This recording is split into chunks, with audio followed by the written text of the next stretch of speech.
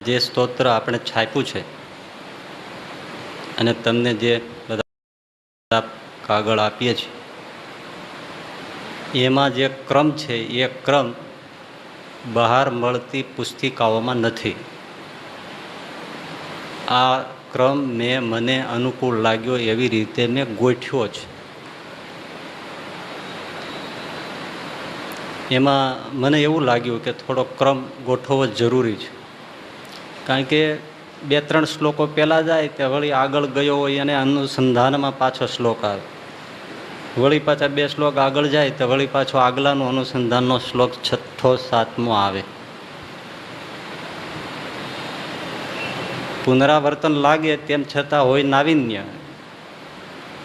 એટલે મને થયું કે આમાં 2 વસ્તુ કરવા જેવી છે. એક તો જેટલા વિષય જે છે એ બધા એક સાથે સંયુક્ત ભેળા હોય અને એમાં પણ ક્રમ હોય કે જે પ્રારંભ અને ઉપક્રમ અને ઉપસંહારને અનુલક્ષીને થતું હોય એવો ક્રમ ગોઠવો મને વિચાર આવ્યો, એટલે મેં મારી રીતે ગોઠવ્યું. પ્રથમ મુખડું તો હોય જ ભજગોવિંદમ, એ તો પ્રારંભ છે, મંત્રરૂપ છે. પછી જીવ ભગવાનનું ભજન છોડીને શું શું કરે છે, ભજન કરતો નથી પણ બીજું શું શું કરે છે, અથવા તો એવી કઈ કઈ બાબતો છે કે જે આ જીવને ભગવાન ભૂલાવે છે. તો એમાં સૌથી પહેલું પૈસો માણસ માત્રને નડે છે. ગૃહસ્થ હોય કે સાધુ હોય, પૈસો નડે. એટલે એ સંપત્તિ છે એના શ્લોક પહેલા લીધા કે મૂઢ જહિ ધનાગમ તૃષ્ણા મા કુરુ ધન જન યૌવન ગર્વ અર્થમ અનર્થ ભાવયચિ નિત્યમ યાવદ વિત્તો પાર્જન સક્ત. એટલા શ્લોક સંપત્તિ પૈસાને લગતા છે. પછી માણસને પોતાનો દેહ અને પરિવાર એમાં નડતર થતી હોય છે. જે પરિવારને પોતાનો માન્યો હોય એ પણ ક્યાં સુધી. એટલે યાવદ પવનો નિવસતી દેહે કાતે કાંતા કસ્તે પુત્ર. એ પરિવાર નડે, ત્યાર પછી મોહિત થાય છે એ પોતાની પત્નીમાં, તો નારી સ્તનબંધ નાભિનિવેશમ. આ બધું નડે છે, અથવા તો એને જ ભજે છે, ભગવાનને ભજતો નથી. એટલે વિચારવાનું છે કે કસ્ત્વમ કોહમ કુતઃ આયાત, તું કોણ છે, ક્યાંથી આવ્યો છે એનો તો વિચાર કર. આમાં કોઈ તારું કોઈ નથી. મારો પરિવાર, મારા ઘરના, મારા છોકરા, મારા બૈરા, મારા દીકરા એમ કર્યા કરે છે, પણ એ કોઈ તારા નથી. એ બધુંય છૂટે તોય માણસને પોતાનો દેહ નડે, વાસના નડે. શરીરથી ભલે કાંઈ ન થાય પણ મનથી માણસની વાસના નડે. એટલે અંગમ ગલિતમ પલિતમ મુંડમ અગ્રે વહની પૃષ્ઠે ભાનું. આવી સ્થિતિ હોય તો પણ વાસનાના આશા જતી નથી. અને તોય પાછો સુખત ક્રિયતે રામા ભોગ, એ બીજી જ ક્રિયાઓ કરે છે પણ ભગવાન ભજતો નથી. તો એણે ભગવાન નહીં ભજતા બીજું કરતાં કરતાં બાલસ્તાવત ક્રીડાસક્ત, બાળપણ જુવાની કેમ કાઢી એ આપણે લીધું. આવી રીતે આખું જીવન પૂરું કર્યું એટલે પછી શું થાય, તો કે પુનરપી જનનમ પુનરપી મરણમ પુનરપી જનની જઠરે છે. હવે આ ગર્ભવાસને લગ 84 સિવાય કંઈ ન થાય, કારણ કે બધું જ તે એવું જ અવળું જ કર્યું છે. તો હજી ચાન્સ છે એમ. ભૂલ થઈ ગઈ છે તો સુધારવાનો ચાન્સ છે. તો શું કરવું જોઈએ, તો કે સમયનો વિચાર કરી લે. નલિની ગત જલ અતિ તરલમ, કમળના પાંખડી ઉપર પડેલું જળ બિંદુ, ઝાકળનું બિંદુ એ જલ્દી પડી જાય, ઉડી જાય એવું આ જીવન છે. માટે એનો વિચાર કરીને બહુ મનમાં શોક બોકમાં નહીં લાવીને, અને જોતામાં દિનમપી રજની સાયમ પ્રાપ્ત, દિવસ રાત આમનામ વયાત જાય છે, આયુષ્ય કપાય છે.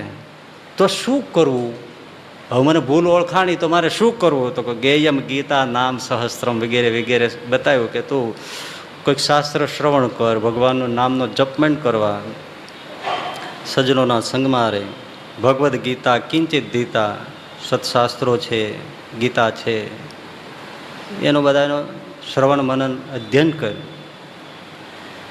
એ કરવા માટે તું તારી મેળક કરીશ તો નહીં થાય.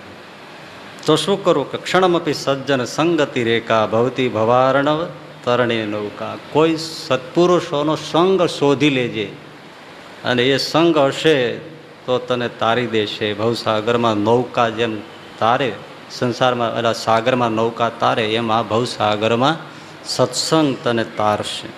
પણ એમાં જોજે પાછો ભૂલો પડતો નહીં, ખોટો ભટકાઈ જાય નહીં. એટલે જટિલો મુંડી લુંચિત કેશ. આ જાત જાતનું બધું હોય છે, એમાં તું સારા ગોતજે, સાચા ગોતજે. તો કે એવા કેવા કે સુર મંદિર તરુતલ નિવાસ વગેરે લક્ષણો આપ્યા કે એવા સંત પુરુષોને તું ખોળી લેજે. એ જો ખોળ્યા, એનો સંગ કર્યો તો સત્સંગત્વે નિસંગત્વમ વગેરે સદગુણો તને પ્રાપ્ત થશે, સ્થિતિ થશે, સંસારમાંથી તને વૈરાગ્ય પ્રાપ્ત થશે અને એના બંધનથી છૂટીશ, નિર્મોહી થઈશ ને આખો સંસાર તારા ચિત્તમાંથી ઉડી જશે. કેવી રીતે? વૈસી ગતે કામ વિકાર. આવી રીતે સંસાર તારા ચિત્તમાંથી ઉડી જશે. પણ એટલું પાછું ધ્યાન રાખજે કે કરવાનું તો હરિભજન છે, એટલે વળી પાછું એ સત્સંગમાં જઈને શીખીને ચાલો તીર્થ કરી આવીને ન કરવું એવું નહીં, પણ કે તું એ જ કરતો રહી. કુરુતે ગંગા સાગર ગમનમ વ્રત પરિપાલનમ અથવા દાનમ. આ બધું કરવાનું જ છે, પણ તું જો એમ માને કે એ જ હું કરીશ તો હું તરી જઈશ તો ભૂલ ખાતો નહીં. એટલે આપણે પછી એ શ્લોક મૂક્યો છે કે એ, કારણ કે ઘણા લોકો પછી તીર્થ વ્રત એવું જ કર્યા રાખે છે. કરવું જ જોઈએ, પણ એ બધાનું આખરે ફળ શું છે? હરિભજન છે, સત્સંગ છે. એટલે તું પાછો એ આ બધા વિધિ વિધાનમાં ભૂલો પડી જતો નહીં અને હરિભજન કરજે. પણ પાછું ચિત્તને પણ તું કેવું રાખજે કે શત્રુ મિત્રે પુત્રે બંધો મા કુરુ યત્નમ વિગ્રહ સંધો. આમાં બહુ મન ડોળતો નહીં.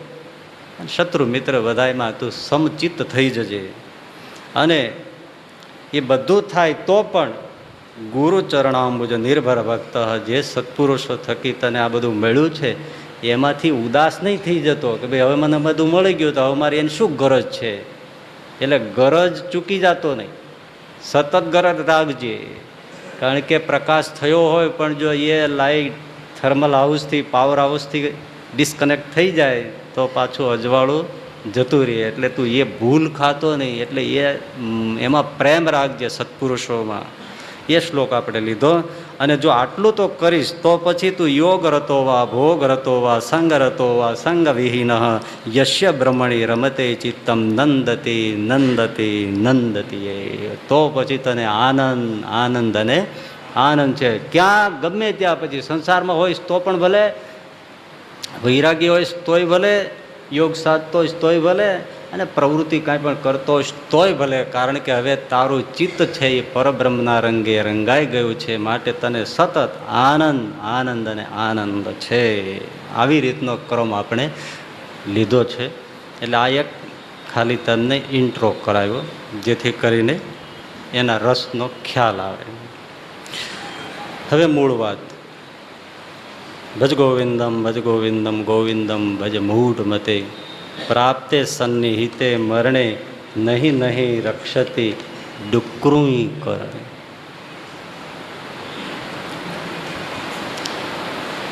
આગલી સભામાં આપણે જોયું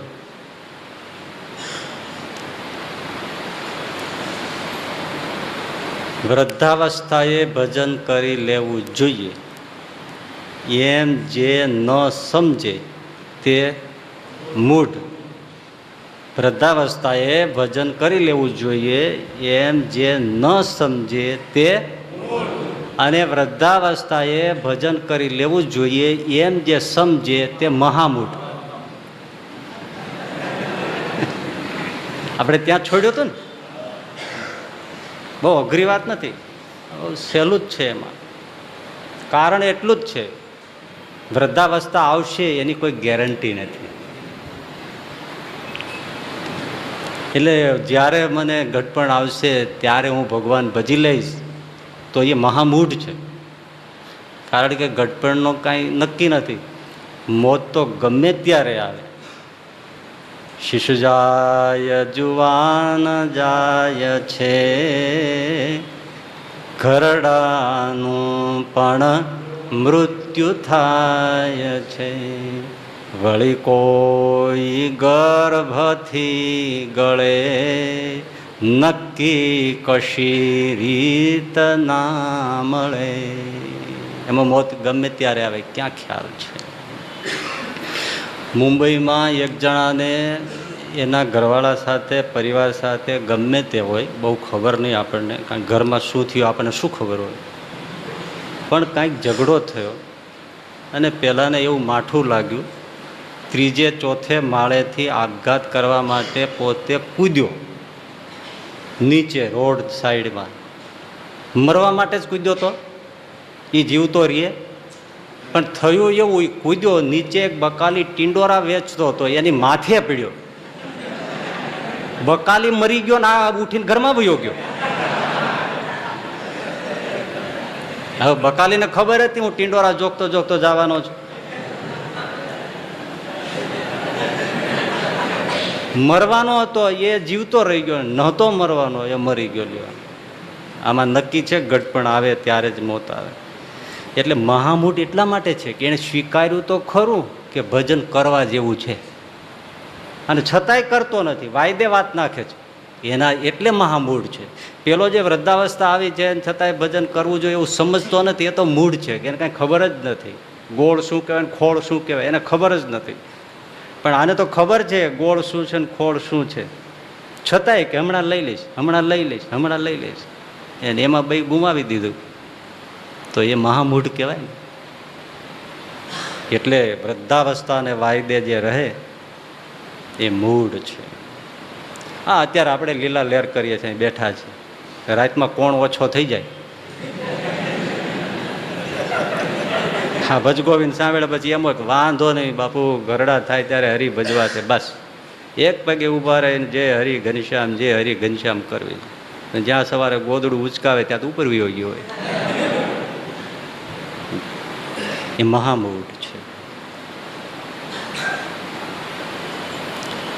મોતની ખાતરી ખરી કોઈ? આ બધા મકાનો છે એનું આપણે અંદાજ કાઢી શકાય કે 100 વર્ષ નહીં થાય કાંઈ. કોઈ પણ ચીજ હોય તેમ થાય કે ભાઈ આને 10 વર્ષ કાંઈ નથી થવાનું. ગાડી તમે લઈ આવો તો તેમ થાય કે આને કાંઈ 10 વર્ષ સુધી તો ટપોરોય ના પડે, ટોચોય ના પડે. આ શરીરનો કોઈ એવો ભરોસો દુનિયામાં કોઈ આપી શક્યું હોય તો બોલો?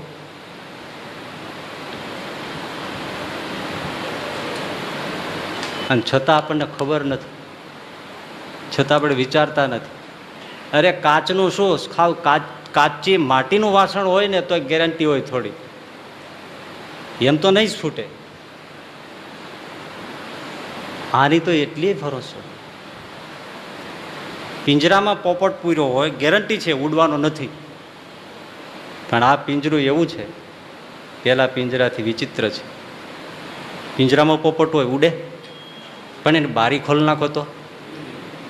ત્યારે આ પિંજરામાં એક બારી નથી. સંતો, અનુભૂત સંતોએ કહ્યું છે આને તો 9 દરવાજા ખુલ્લા છે, 9 ઇન્દ્રિયોના 9 દરવાજા ખુલ્લા છે. ક્યાંથી આમ પોપટ રૂપી, જીવરૂપી પોપટ ઉડી જાય એનું કાંઈ નક્કી નથી. ને છતાંય આપણે સમજતા નથી, એટલે આપણે મહામૂઢ છે. બહુ મજાની વાત, સમજવા જેવી છે. રસપ્રદ આમ તો છે સ્ટોરી, મહાભારતની છે. જો કે આ જે હું વાત કહીશ એ પોતે જ એક સ્વતંત્ર વિષય વસ્તુ ધરાવે છે.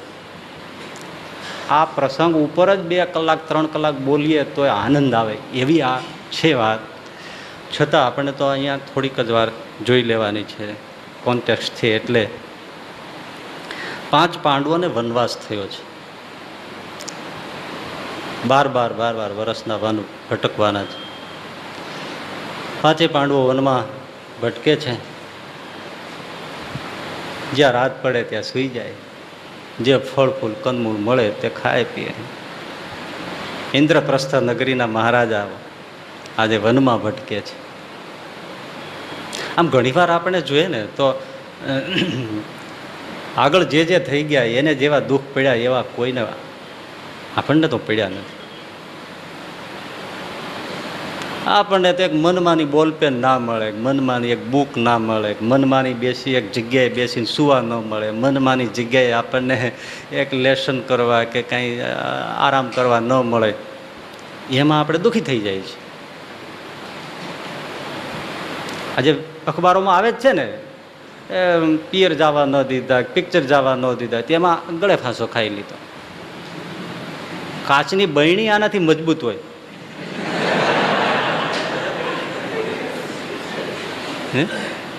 કે ફરવા ના લઈ ગયા, ફરવા જવાની ના પાડી, રાસ લેવા રમવા ગરબામાં જવાની ના પાડી, એમાં આખો ગરબો ટળી ગયો.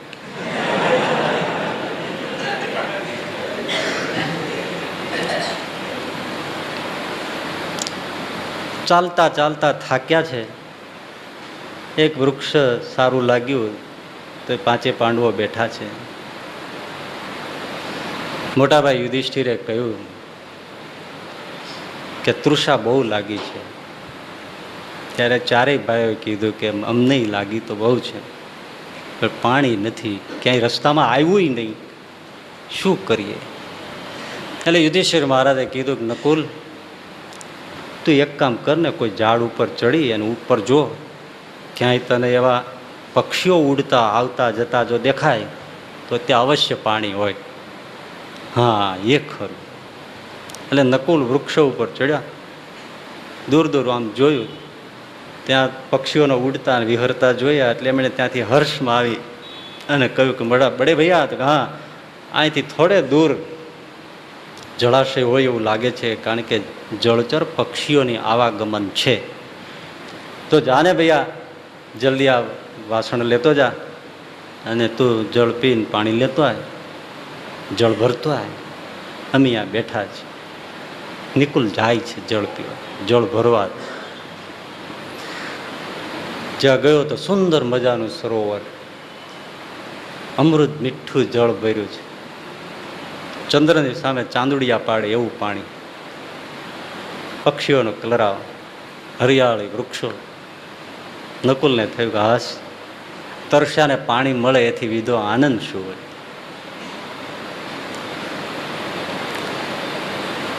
એટલે એકદમ નજીક જઈ અને સરોવરમાં જ્યાં નમીન, પહેલાં તો જળ સૌ પોતે જ પીવાનું કરે છે ને, પછી પીવા માટે આમ જરા ઈચ્છા જ કરી નમ્યો, ત્યાં જ ગંભીર વાણી અવકાશમાં ગુંજી, ખબરદાર, જળ ના પીશો. એકદમ ઘોડો નીચે મૂકી દીધો. આ કોણ? ચારે બાજુ જોવે કોઈ દેખાય નહીં. વળી નમવા ગયા હતા, પાછો અવાજ આવ્યો, સબૂત, જળને અડશો નહીં, આ જળ ઉપર મારો અધિકાર છે. પેલા મારા પ્રશ્નના જવાબ આપો, ત્યાર પછી તમે જળ પી શકો છો. જો પ્રશ્નના જવાબ નહીં આપો તો તમારું મૃત્યુ થશે. નિકુલ કે હવે કોઈ દેખાતું નથી અને આ વળી ગભરાવે છે, એવા કોઈને કોઈ તત્વો હોય જ. નિકુલે જળ ભર્યું, અંજલિ ભરીને પીધાની સાથે નિકુલ ધડામ કરતા ધરતી પર ઢળી પડ્યા, પ્રાણ ચાલ્યા ગયા. નિકુલનું મૃત્યુ થઈ ગયું. ઘણી વાર થઈ ગઈ છતાં કઈ ભાઈ તો જળ લઈને આવ્યા નહીં. એટલે યુધિષ્ઠિરે કીધું, સહદેવ ભાઈ તું જાને, આ નકુલે ગયો આવ્યો નહીં, મને અપશુકન થતા હોય એવું લાગે છે. બિચારાને દુઃખ પડે ને એને માથે બધી રીતે દુઃખ પડે. તમે જુઓ, જે બળદને ભાઠું પડી જાય ને તો પછી ત્યાં જ કાગડાઓ ચાંચું મારે, ખેડૂતો ત્યાં લાકડી અડાડે. અને આપણને જોજો, કોઈ જગ્યાએ અંગૂઠે આંગળીએ, કોઈ જગ્યાએ ક્યાંય સાવ ગોઠડે નળે, ક્યાંય આપણે કોઈ દિવસ કોઈ હાથે ન અડાડતા હોય એવી જગ્યાએ આમ બાબા આપણને વાગી ગયું હોય તો જે આવે ત્યાં જ ઘૂસતો મારે. હાલતા હાલતા આપણને ત્યાં જ ઓટો ભટકાય. જોજો, વાગ્યું હોય ને ત્યાં જ થાય, નહીતર આખો દી આપણે રખડતા કોઈ દી 40-45 વર્ષમાં કોઈ દી ત્યાં આપણને વાગ્યું ના હોય.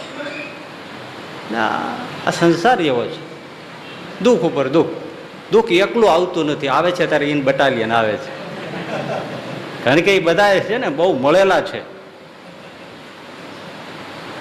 એટલે એક જાય એટલે પછી બીજા આવી જ જાય. અને ઘણાને સુખ આવવા માંડે ત્યારે જુઓ ને, સુખ ને સુખ. બારી ખોલે તો અંદરથી બહારથી સુખ આવે, રસોડામાંથી, બાથરૂમમાંથી, બધીથી સુખ આવે. અને જયારે સુખ ને દુઃખ આવે ત્યારે જાજરૂમાંથી ને દુઃખ આવે. કોઈ ગમે ત્યાં જાય, દુઃખ ને દુઃખ. એટલે સહદેવ ગયા છે, આવ્યા છે, સુંદર જળ જોયું, પણ પોતાના ભાઈ નકુલને મરેલા જોયા, મૃત જોયા, આઘાત થઈ ગયો. પણ તરસ લાગી છે, પાણી તો પી લો. જેવું પાણી પીવા જાય ત્યાં આકાશવાણી ગુંજી, ખબરદાર, જળ પીધું છે તો મારા પ્રશ્નના પેલા ઉત્તર આપો. આ જળ ઉપર મારો અધિકાર છે, નહીં તો જે પેલાની દશા થઈ એ તમારી થશે. જળ પીશો જો મારા પ્રશ્નના ઉત્તર આપ્યા વગર તો. સહદેવને થયું હવે જોયા, જઈને જળ પીધું. પિતાની સાથે સહદેવ ધરતી ઉપર ઢળી પડ્યા. ઘણો સમય થયો. યુધિષ્ઠિરે કહ્યું કે ભાઈ ભીમ, નિકુલ ગયો, સહદેવ ગયો, આ જાય છે એના કોઈ સમાચાર કેમ નથી? તું જાને ભાઈ, એક બાજુ તરસ પીડા આપે છે, એક બાજુ મને ભાઈઓના વિરહ પીડા આપે છે, કોઈ સમાચાર આપતું નથી. ભીમને ગુસ્સો ચડી ગયો. મનમાં એમ થઈ ગયું કે આ ભાઈઓ જવાબ લઈને આવતા નથી, પહેલાથી એમને જ 1-2 થપ્પડ મારી દો કે મારે ધક્કો ખાવો પડ્યો. હું મોટો, મને જળ પીવડાવવું જોઈએ.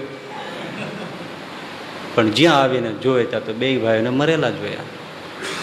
ભીમને આઘાત થઈ ગયો. હો, ત્યાં આકાશવાણી ગુંજી, જળ પીવા ગયો ને, ખબરદાર, જળનો સ્પર્શ કર્યો છે તો મારા પ્રશ્નના ઉત્તર આપો. આ જળ ઉપર મારો અધિકાર છે. પ્રશ્નનો ઉત્તર આપ્યા વગર જળ પીશો તો પેલાની ગતિ થઈ તેવી તમારી મૃત્યુ પાય ગતિ થશે, મરી જશો.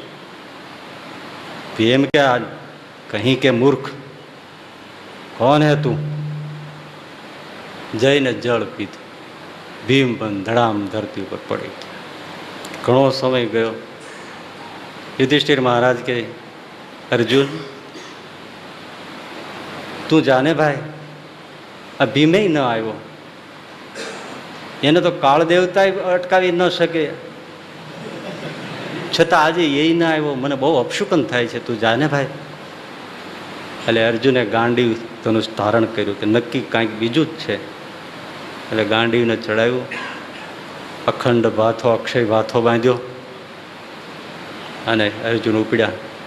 જ્યાં આવીને જોઈએ તો ખરેખર 3 ભાઈઓને મૃત જોયા. એટલે અર્જુનને થયું કે આ પાણીમાં કંઈક હોવું જોઈએ. એટલે એ પાણી જેવું પીવા ગયા ને આકાશવાણી ગુંજી, ખબરદાર, ચેતી જજે, મારા પ્રશ્નના ઉત્તર આપો, ત્યાર પછી જળ પીવો અને પ્રેમથી જળ ભરીને લઈ જાઓ. પ્રશ્નના ઉત્તર નહીં આપો તો જે દશા પહેલાની થઈ એવી તમારી થશે, જળ પિતાની સાથે મોત થશે. અર્જુને સીધું ગાંડીવ કાઢ્યું અને એવી બાણ વર્ષા કરી કે આકાશ દેખાય નહીં. ગમે તે હોય તો વિંધાઈ જાય, કોણ છે એને પેલા પૂરો કરી નાખો. કેટલી બાણ વર્ષા થઈ, 1 ઇંચ આમ જગ્યા દેખાય નહીં. ત્યાં આકાશવાણી ગુંજી, ऐसी बाण वर्षा करने से क्या फायदा, तू मुझे कुछ भी नहीं कर सकता, पहले मेरे प्रश्न का उत्तर दे, बाद में जल पी, जल ले भी जा. ये तेरी बाण वर्षा, बाण विद्या दिखाने का ये अवसर नहीं है.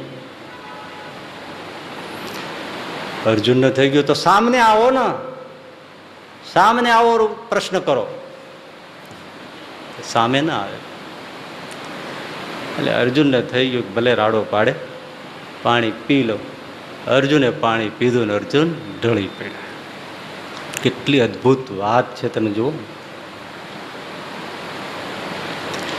હવે યુધિષ્ઠિર મહારાજ અકળાણા છે કે 4 ભાઈઓ ગયા, હજી કોઈ આવ્યું નહીં. પોતે ઉઠીને આવ્યા છે. જ્યાં જોયું તો ચારેય ભાઈઓને મરેલા જોયા, આંખમાંથી આંસુઓની ધાર વહી. આ કોનું કૃત્ય છે? કોણ હશે? જળમાં કોઈ એવું પ્રાણી છે? મનમાં ઘણા પ્રશ્નો થઈ ગયા કે આ શકુનેનું કે દુર્યોધનનું કાંઈ દુષ્કૃત્ય છે, કે પાણીમાં વિષ ભેળવું છે, કે કોઈ અજ્ઞાત તત્વનું કારણ છે. વિચાર કરે છે. જળ તરફ જેવા ડગલા માંડ્યા ત્યાં આકાશવાણી ગુંજી, ખબરદાર છે, જળને સ્પર્શ કર્યો છે તો આ જળ ઉપર મારો અધિકાર છે. જળ પીવું હોય તો પહેલા મારા પ્રશ્નના ઉત્તર આપો. ઉત્તર આપ્યા વગર જળ પીશો તો જેવી પેલાઓની દશા થઈ એવી તારી દશા થશે. યુધિષ્ઠિર મહારાજ કે હું આપને શતશ પ્રણામ કરું છું. જોજો જો ધર્મ ક્યાં છે, કોને ધર્મરાજ કહેવાય છે. હું આપને શતશ પ્રણામ કરું છું. આપ કોણ છો? આપનો જો જળ ઉપર અધિકાર હોય તો હું એ જળને પીવાનો નથી. આપ આજ્ઞા આપશો તો જ પીશ, નહીંતર હું તરસો પ્રાણ તજી દઈશ. પણ આપનો હુકમ હોય તો જ પીશ. પણ આપ કોણ છો એ જાણવાની જરૂર નથી. પહેલા મારા પ્રશ્નના ઉત્તર આપો, પછી જળ પીવો. જળ પ્રેમથી લઈ જાઓ. યુધિષ્ઠિર મહારાજ કહે, જરૂર, મારી બુદ્ધિ અનુસાર હું જરૂર આપને ઉત્તર આપીશ. મારાથી કંઈ પણ અપરાધ થયો હોય તો ક્ષમા કરો, મને આપના પ્રશ્ન સંભળાવો. ધર્મરાજની આ રીત આપણને આમ ગળગળા કરી દે કે કેવી વાત છે. એટલે અવાજ ગુંજી ઉઠ્યો અને એક પછી એક પ્રશ્ન પૂછવા માંડ્યા. જોડેલા હાથે યુધિષ્ઠિર મહારાજ એક પછી એક પ્રશ્નના ઉત્તર આપે છે. ઉત્તર સાંભળીને પેલો ખુશ થાય છે. એમાં પૂછતા પૂછતા છેલ્લે એક સાથે જે 2-3 પ્રશ્નો પૂછ્યા, અદ્ભુત. એમાં એક સાથે જ આ પ્રશ્નો છે. એમાં એક પ્રશ્ન પૂછ્યો, કહ પંથાહ, માર્ગ કયો છે? કોને માર્ગ કહીશું? માર્ગ શું છે આ સંસારમાં? હવે આમાં આપણને ઉત્તર શું છે? આપણે તરત એમ કહીએ તમારે ક્યાં જેવું છે એ કયો. એક સાવ ગાંડો હતો ને, રોડને કાંઠે ઊભો હતો. તો ડાહ્યો વિદ્વાનો, વેલ એજ્યુકેટેડ પર્સન, એને આવીને પહેલાં પૂછ્યું કે ભાઈ આ રસ્તો ક્યાં જાય? એ કે રસ્તો ક્યાંય નથી જતો, આની માથેથી લોકો જાય છે.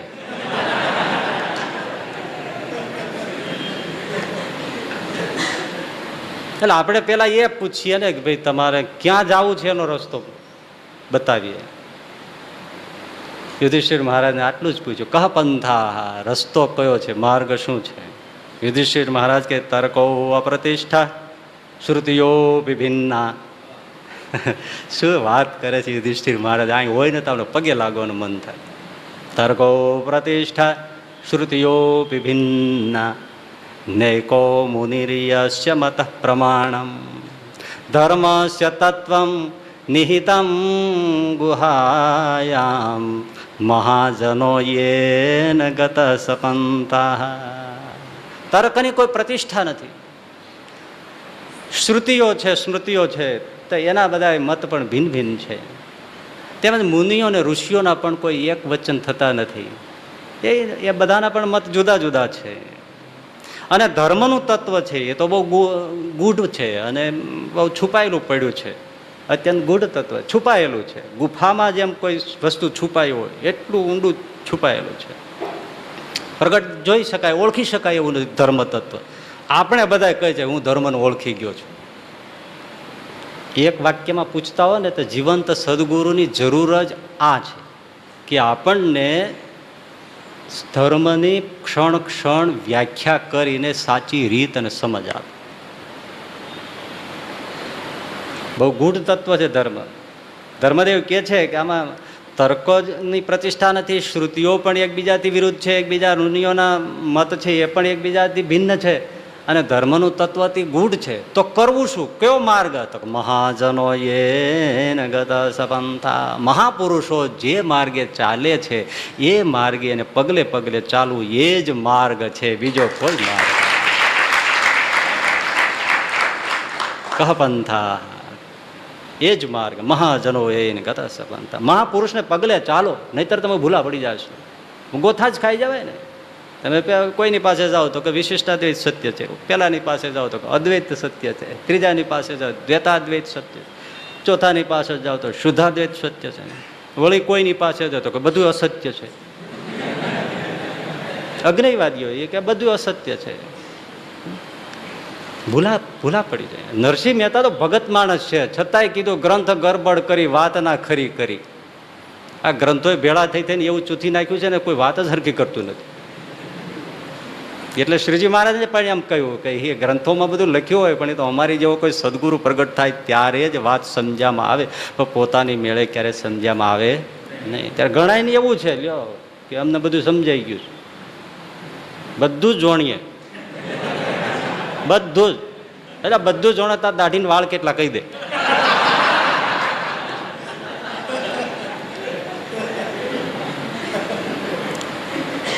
એટલે આમાં ભૂલું પડી જવા છે.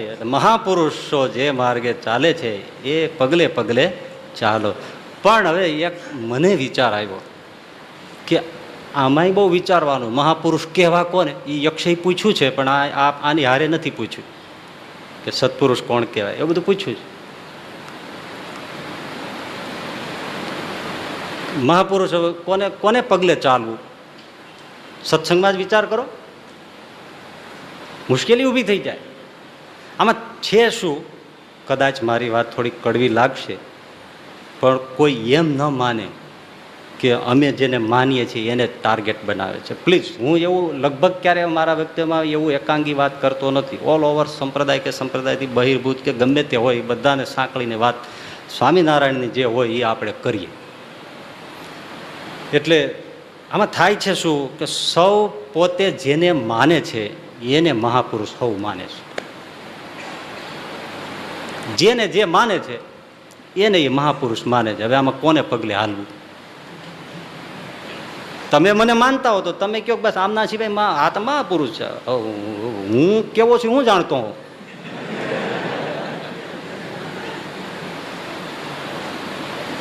પણ જે જેને માને છે એને સૌ મહાપુરુષ માને છે. મને એમાં કોઈ વાંધો નથી લાગતો. જેને જે મળ્યા હોય જે માને છે એ મહાપુરુષ માને, એમાં કંઈ ખોટું નથી. એ ભાવના સારી છે. પણ જે મને જરા પેલું લાગે છે અને એ બહુ દુઃખદાયક છે એ,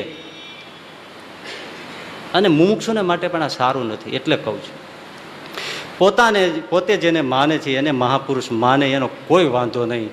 પણ પોતે જેને માને છે એ મહાપુરુષ છે એવું બીજાને મનાવવાની જે કોશિશ કરે છે એ સારું.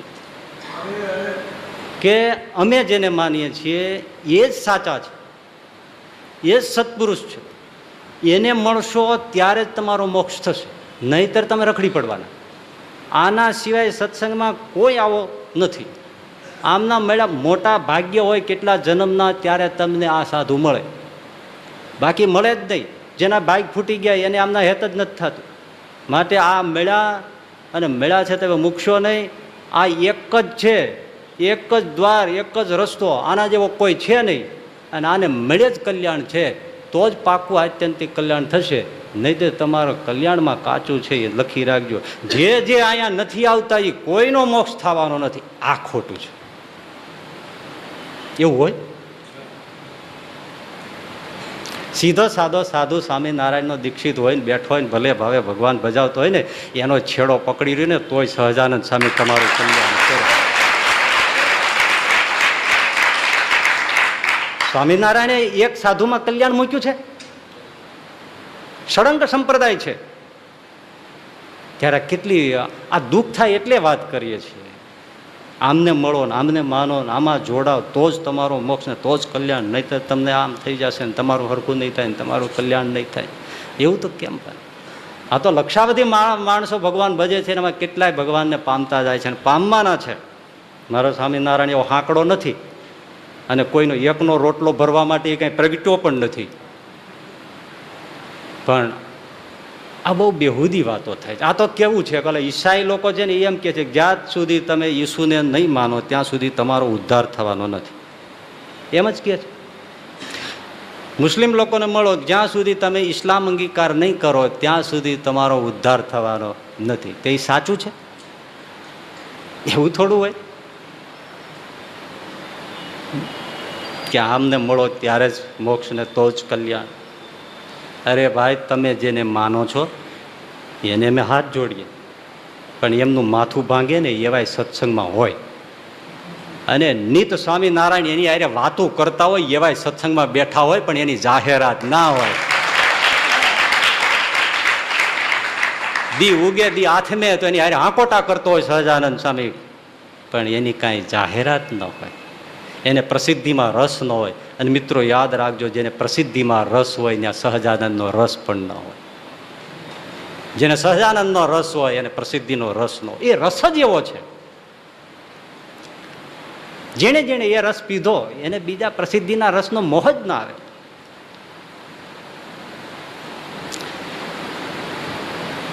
પછી બીજું દુઃખ શું થાય? મનાવે એનો વાંધો નહીં, નવાઓને મનાવો ને, કોણ ના પાડે છે? જેને ભગવાન સ્વામિનારાયણ કે બીજા ભગવાન ઓળખાણા જ નથી એની યારે મહેનત કરો ને બિચારાને. ભલે તો સાવ દુનિયામાં ભટકતા હોય એના કરતાં તમારે આશરે આવે અને ભગવાન ભજતા થતા હોય તો એનાથી રૂડું શું? નવાને સત્સંગ આપો ને, બહુ મોટું ફળ થશે. આ તો કોઈના કપાળમાં ચાંદલો ભાડ્યો એટલે જાયલો જ છે, જા લે જ. અને આ બધો હવાલો હરિભક્તોને સોંપેલો હોય છે ટ્રેન કરીને. એટલે સાધુઓ બહુ ઓછા નજરમાં આવે, પણ આ બધું જ કાર્ય હરિભક્તો સંભાળે. એટલે સાધુ ક્યાંય વાંકમાં આવે જ નહીં. ક્યાં ને માનો છો ને ક્યાં છો ને તમે ક્યાં કોની કંઠી છે ને એ બધું બસ પૂછીને પછી એના ગ્રુપમાં આવે ને આમાં તેમાં આવે, પછી સત્સંગ કરાવે. પણ ધીમે ધીમે બસ જ્યાં છે એને મૂકીને તમે આને મળો તો જ તમારો ઉદ્ધાર છે. તે બિચારો જ્યાં માંડ્યો છે એમાં તોડવાની શું કામ જરૂર? એક તો ઓલા જેની પાસેથી એને સત્સંગ લીધો છે એને કેટલા વર્ષ એની સામે કથા વાર્તા કરીને એને ભગવાન ઓળખાવ્યા છે. હવે એ કંઈક 2-5% સુખી થયો તો હવે એને ત્યાં કંઈક દાન ધર્મ થાય, એના સત્કાર્યો થતા હોય, એમાં સહયોગ આપતો હોય, ત્યાંથી આખો ઉહડીને એના બધા જાડવા વેડી લેવા, તમારા ખજાના ભરવા, તમારા ટોળા મોટા કરવા, એવો અધર્મનો ધંધો શું કામ કરો? ઉલટાનો રાજી થવું જોઈએ. સાચી સાધુતા એ છે, સારું સારું જ્યાં ભગવાન ભજો છો ત્યાં ભગવાન ભજજો, ધર્મ પાળજો, નિયમ રાખજો, સ્વામિનારાયણની નિષ્ઠા દૃઢ રાખજો, તો એ સાચો હરિભગત કહેવાય ને સાચો સાધુ કહેવાય. આ તો તમે ત્યાંથી ઠીક છે બધું, પણ આના જેવા કોઈ નહીં. એટલે ધીમે ધીમે વાત કરીને એની વાતમાં એમ જ આવે કે આમના જેવા કોઈ નહીં અને બીજા છે એમાં કંઈ દમ નહીં. એટલે ધીરે ધીરે બધાને ખોટા કરી નાખે. કોઈ હારો નહીં, કોઈ કલ્યાણ કરે એવો નહીં. એટલે ઓલા જે સામે હોય એના બધાને અપરાધ કરવાના. સાધુ તો કેટલાય હોય ને એના અપરાધ કરવાના. એની પાસે એના હોય, એને ઉછેર્યા હોય એ ઝાડવાને પોતે લઈ લેવાના અને પોતાનામાં ભેળવીને મોટું. હરિભક્તોને શું હોય છે ખબર? એને એક ઘેલછા પીવાઈ ગઈ હોય છે. દરેક જગ્યાએ આ છે કે અમે જ્યાં માનીએ છીએ એનું મોટું ટોળું હોય ને તો એમાં પોતાનો એક અહમ સંતોષ હતો કે હું જ્યાં માનું છું ત્યાં કેટલા લોકો આવે છે. જેમ જાજા લોકો આવે એમ પોતાનો અહમ વધે, એને તૃપ્તિ હોય. એટલે અને એની મહેનતને દાદ દેવી પડો. કટગુંદીનો ઠળિયો છૂટે પણ એ ન છૂટે. એકવાર તમને વળગી ગયા એટલે તમને છોડે નહીં. બહુ ધીરજવાળા, એટલે વીમાવાળા નહીં, એજન્ટો એના જેટલા ધીરજવાળા. એક બાપા પાસે વીમા એજન્ટ જઈને બેસી ગયો ને પછી બાપાને સમજાવે કે બાપા આ ટેબલમાં પૈસા રોકો તો આવી રીતે ફાયદો થાય ને, આટલા વર્ષે પાકે ને આટલા વર્ષે આ પાકે ને આટલું પાકે ને, આ ટેબલમાં રોકો આ પાકે, આમ પાકે ને આટલું પાકે. 2 કલાક બાપાને સમજાવ્યું. એટલે આને થઈ ગયું કે હવે તો બાપો કહેશે જ કે મારે વીમો ઉતારવો છે. ધીમેકથી બાપા બોલ્યા, તમારી ભઈલા વાત સાચી, પણ મારે તો મોતિયો ઉતરાવો છે. અવસ્થા થઈ ગઈ છે એટલે હવે આંખે મોતિયો આવ્યો છે, મારે મોતિયો ઉતરાવો છે, વીમો નથી ઉતરાવો. તોય પેલો ધીરજવાળો હોય તોય પાછો આવે. એમ આ જે બધા હરિભક્તો હોય ને એને ધીરજને અને મહેનતને દાદ દેવી પડે. તમે બીજાને 2 વારે આમંત્રણ આપવામાં આળસી જાઓ, આ તમને છોડે નહીં. 2, 3, 4 વર્ષ થઈ જાય તો લાગી જ પડે. ગમે તેમ એમના બાજુ આવો એવો પૂરો આગ્રહ કરે. આ ખોટું છે, આ અધર્મ છે. જ્યાં હોય ત્યાંથી એના અવગુણ નાખી એના હલકા, ખોટા, જૂઠા, અકલ્યાણપ્રદ એવું સિદ્ધ કરવાનું, પોતામાં જ બધું જોડવાનું, આવી પ્રવૃત્તિથી પોતાનું મોટું મંડળ કરવું, ટોળું વધારવું, અનુયાયી વર્ગ વધારવો, એ ઘેલછા, એ અધર્મ છે, અપરાધ છે. અને આવું ખોટું ને અપરાધનું ફળ જતે દાડે પાઘડીનો વડ છેડે એનું સારું પરિણામ આવતું નથી. અને આની પાછળ પાછી એક ખાસ કેન્દ્રમાં વ્યક્તિ પૂજા હોય છે. હવે વ્યક્તિ પૂજાની જ્યારે આપણે કંઈ વાત કરીએ, વ્યક્તિ પૂજા બહુ સારી રીત નથી. કંઈ સત્સંગમાં જ આની ટીકા થાય છે એવું નથી. ઓલ ઓવર જે સારો સુગ્ન સમાજ છે ત્યાં બધે જ વ્યક્તિ પૂજાની વિરુદ્ધમાં વાત થતી હોય છે કે એ યોગ્ય નથી. તો ઉલટાનું એમ કહેવામાં આવે કે ભાઈ વ્યક્તિ પૂજા, આમાં શું, સંતની પૂજા કરવું એ તો સ્વામિનારાયણનો સિદ્ધાંત છે. દ્રષ્ટા સ્પૃષ્ટા નતાવા કૃત પરચરણાદ ભોજિતા પૂજિતાવા લખ્યું જ છે. સત્સંગી જીવન વગેરે ગ્રંથોમાં લખ્યું છે કે અમારા સાધુ છે એનું તમે દર્શન કરો, પૂજન કરો, વંદન કરો, એનું ભોજન કરાવો તો તમને જન્મ જન્મના પાપ બળી જાય છે. પૂજન કરવાનું તો છે જ, લખ્યું જ છે. તો આ પૂજન કરે કોઈ સંતોનું, એને લોકો વ્યક્તિ પૂજા કરીને ટીકા કરે છે. અને આવી ટીકા કરનારા છે એને સ્વામિનારાયણનો સિદ્ધાંત સમજાણો જ નથી. આવું કહે ભાઈ. આ પૂજાવાની જે રસ જણાય છે ને એ જ વ્યક્તિ પૂજા. ગમે તેમ કરીને પૂજાવું છે, પૂજા છોડવી નથી, એ જ વ્યક્તિ પૂજા. બીજું શું? સાધુ સાચો એ કે જે પૂજા અને પ્રતિષ્ઠાથી દૂર રહે. સંતના લક્ષણમાં શું આવે છે કે પૂજા પ્રતિષ્ઠાથી દૂર રહે, એનું નામ સાચો સાથ. ત્યારે આમાં તો સામેથી ગમે તેમ યુક્તિ દલીલ કરી અને પૂજાવાની જે પ્રથા છે એને મજબૂત કરવી છે. ઓલું તો નીલકંઠ ભરણીએ પત્ર લખ્યો, એમાંય લખ્યું કે અમને કોઈ પુષ્પની માળા ધરાવે તેમ લાગે કે અમારા કંઠમાં કોઈ સર્પ નાખ્યો છે. ચંદન ચર્ચે તેમ લાગે કોઈ કાદવ અમને ચર્ચે છે. આવું અમને લાગે છે. આ મુમુક્ષુની રીત છે. સાચા સંતને પૂજા પ્રતિષ્ઠા આ તે બધું એને ગમે નહીં. પૂજાય મારો પ્રભુ. છતાંય પ્રસંગ હોય, એવા પર્વ હોય, પૂનમ, ગુરુ પૂનમના એવા કોઈ તિથિ હોય તો મજબૂર થઈને પૂજાનો સ્વીકાર કરે, પણ એને ગમે નહીં. ત્યારે આમાં તો સામેથી સિદ્ધાંત દલીલો કરીને પૂજા પ્રતિષ્ઠા જે કરવી એને પ્રમાણિત કરવું છે. એ જ વ્યક્તિ પૂજા. વ્યક્તિ પૂજાનો અર્થ શું? એ ઘણા કે ના વ્યક્તિ પૂજા સમજાતી નથી લોકોને, પણ આ અમે કહીએ છીએ કે વ્યક્તિ પૂજા અમે કેને કહીએ. સાધુઓને પૂજા કરવી એનો નિષેધ નથી. પ્રસંગોપાત પૂજા થાય એનું ખોટું નથી, પરંતુ એનો ચસ્કો ન હોવો જોઈએ. એક. બીજું, એમાંય વિવેક હોય. ઠાકોરજીને જેમ પાલખીમાં પધરાવીને ફેરવો, એવી રીતે ઝૂલા શણગારીને ઝૂલાવો, આ બધું છે એ વ્યક્તિ પૂજા. સ્વામીને ભોગવવાના ભોગ સેવક ન ભોગવે એનું નામ સાચો સેવક. એટલે પૂજામાં પણ વિવેક હોય. જો વિવેક નથી તો એ વ્યક્તિ પૂજા છે. ત્રીજી વસ્તુ હમણાં કહીએ કે સતત એકનું એક ટોર્ચર, આમના જેવા કોઈ નહીં, કેન્દ્રમાં એ વ્યક્તિ પૂજા. આ સિવાય બીજું નહીં. એનું શું કહેવાય? તો એ વ્યક્તિ પૂજા છે. ચોથી વસ્તુ, કથા વાર્તા થાય વાંધો નથી, પણ ધીમે ધીમે ભગવાન કરતા સંત મહિમાની જ વાતો વધારે આવે.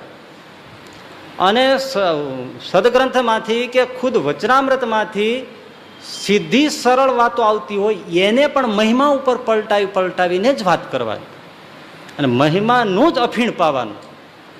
આ વ્યક્તિ પૂજા છે. સંતનો મહિમા નથી એવું નથી, પણ એ જ વાતો થાય ત્યારે વ્યક્તિ પૂજા છે.